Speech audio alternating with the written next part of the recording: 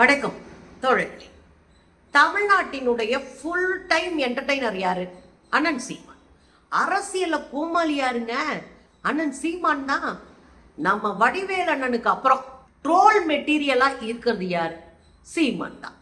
தமிழ்நாட்டினுடைய அரசியல் குறித்த கொஞ்சமும் அறிவில்லாம எதையாவது பேசி உளறி கொட்டி அதை சித்தாந்தம் என்று நம்பிக்கொண்டு அலைகிற ஒரு அரசியல்வாதி.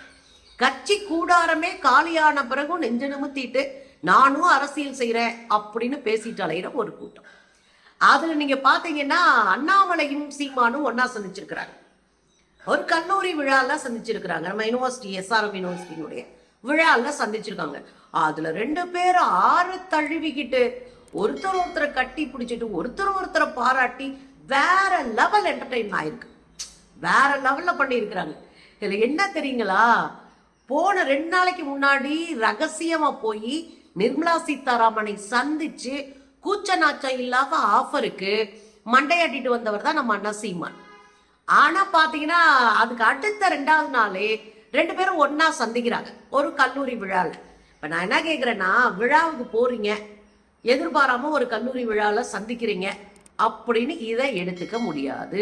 ஏன்னா திட்டமிட்டு பாஜகவோடு பெரிய டையப்ல இருக்கிறவர் தான் இந்த பாரிவேந்தர் பச்சை முத்து என்று சொல்லக்கூடிய இந்த SRM யூனிவர்சிட்டியினுடைய ஓனர்.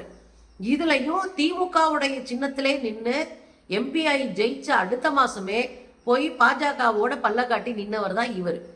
திமுகவோடு நான் இருக்கிற போது எனக்கு நிம்மதியே இல்லை, எனக்கு படபடப்பாவே நான் வேலை செஞ்சேன் அப்படின்னு முந்தானாலும் உளறி கொட்டி இருக்கிறாரு அவரு. இப்படி ஆளுங்க பாஜகவுடைய நெருக்கமான ஒரு கல்லூரியில உன்னை கூப்பிடுறாங்கன்னா உனக்கு ஏதோ ஒரு வேலை வச்சிருக்கிறானுங்க, அல்லது நீ ஒரு அஜெண்டாக்குள்ள இருக்க அப்படின்னு தானே அர்த்தம்.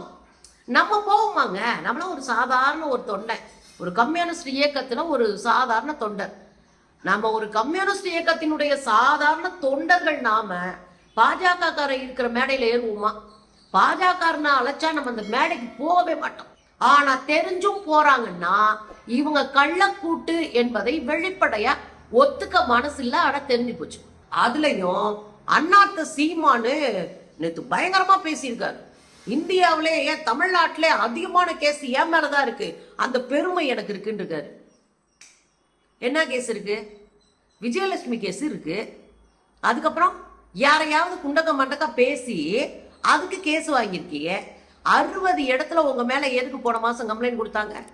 பெரியாரை குறித்து இழிவு செய்ததும், பெரியாரை குறித்த அவதூறுகளை கிளப்பியதும், பொய்யையும் புரட்டியும் பேசிட்டு ஆதாரத்தை கொடுங்கன்னு கேட்ட போது தெருவில் நின்றுட்டு நான் கோர்ட்ல ஆதாரம் கொடுப்பேன், நீ தெருவில் தானே பேசின, அப்ப தெருவில் தானே ஆதாரம் கொடுக்கணும், கோர்ட்ல கொடுப்பேன் அப்படின்னு சொல்ற அளவுக்கு உத்தமர். ஆக அந்த அவதூறுல ஒரு 60 கேஸ், விஜயலட்சுமி கேஸ்ல ஒரு 4 கேஸ், இப்படி பொம்பளை பிள்ளைங்க கேஸ்லயும் அவதூறு கேஸ்லயும் பொய் வழக்கலை உள்ள போற நீ பெருமை பேசுறதுக்கு என்ன இருக்கு? எங்க மேல தான் கேஸ் இருக்கு. ஆனா நீட்டுக்கு போராடின கேஸ் எங்க மேல கேஸ் இருக்கு. நாங்க CAA போராட்டத்துல போராடின கேஸ், புரியுதுங்களா? அல்லது கருத்தியெல்லாம் நாங்க அடிச்ச அடியில பாஜக காரை கதறிக்கிட்டு எங்களுக்கு மேல கொடுத்த கேஸ். அப்ப கேஸ் வாங்கணும்னா கூட அந்த கேஸ் மக்களுக்காக நாங்க வாங்கிட்டு இருக்கோம். நீங்க அவதூறை கிளப்பிட்டு பொய் பிரச்சாரம் பண்ணிட்டு அசிங்கமா பெண்களுடைய கேஸ்ல சிக்கிட்டு இந்த கூட்டம் பேசிக்கிட்டு, அதான் இப்ப கூட ஒரு கேஸ் வந்துச்சு. வருண்குமார் IPS அவர் DIG-யா இருக்காரு. அவரை அசிங்கமா பேசி அவர் குடும்பத்தை அவமானப்படுத்தி அவங்க ஒய்ஃப கேவலப்படுத்தி குழந்தைங்களுக்கு கொலை மிரட்டல் விட்டு இதெல்லாம் ஒரு கேஸ் வாங்கிட்டு நான் இந்த நாட்டுக்காக அப்படியே பயங்கரமா உழைச்சு கொட்டினவன், நான் தான் இந்த நாட்டை நட்டக்கமா நிக்க வச்சிருக்கேன், நான் பெரிய அரசியல்ல புலி அப்படின்னு உருட்டுறதெல்லாம் கேடு கட்டத்தனமா இல்லையா நண்பர்களே?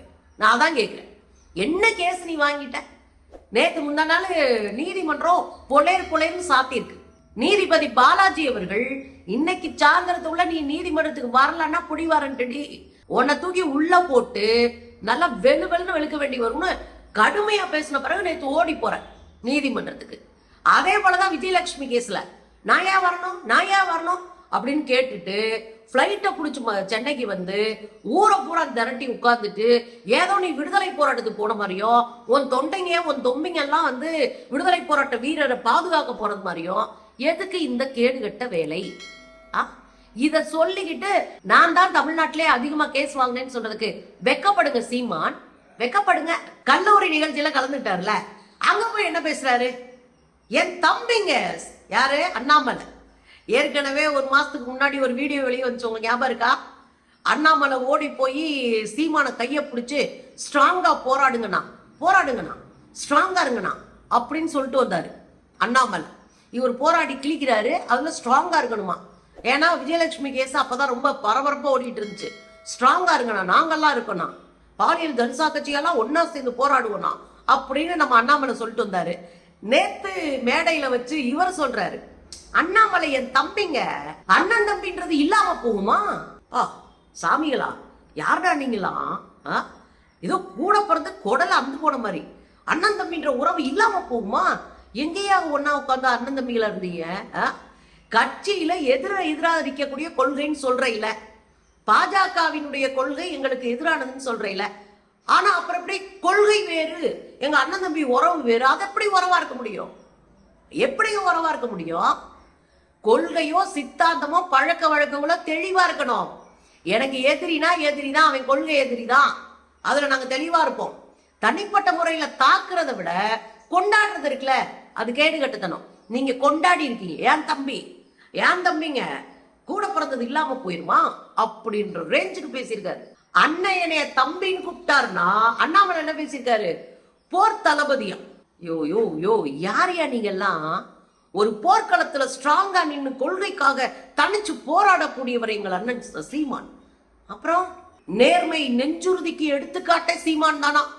இந்த நேர்மையை விஜயலட்சுமி கடை தெரியும், விஜயலட்சுமி யாருன்னே தெரியாதுன்னு சொல்லிவிட்டு நீதிமன்றம் ஒரு கிடுக்கு புடியில விசாரணை நடத்தின உடனே காசு வாங்கிக்கிட்டு வந்து படுத்துட்டு போனாங்கன்னு சொன்னவர் தான் இவர்.